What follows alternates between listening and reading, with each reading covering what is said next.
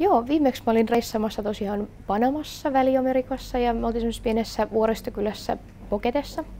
Ja oikeastaan se oli yksi mun kohokohta koko reissussa, kun me mentiin vajeriliukumaan, eli me lähdettiin joskus 6 aikaa aamulla sinne ylös vuorille ja siellä oli erilaisia laitureita, mihin me mentiin tosiaan sitten niitä väliä sahattiin niiden vajereiden kanssa.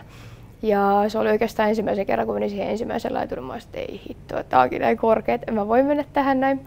Mutta sitten kun mä menin, niin se olikin ihan mieletöntä ja me oltiin siellä varmaan joku 1,5 tuntia kaiken kaikkiaan ja se oli kyllä, se on uskomattomin kokemus, mitä olen tähän asti tehnyt ja ihan varmasti teen se vielä joskus uudestaankin.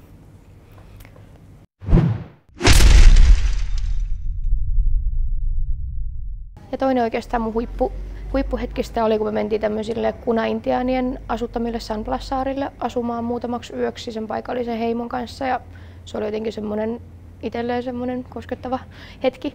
Ja muutenkin Panamasta yleisesti, niin se jotenkin kolahti muhun itteeni. Et se oli tosi aitoa ja semmoista koskematonta aluetta vielä, eikä ollut kauheasti muita turisteja.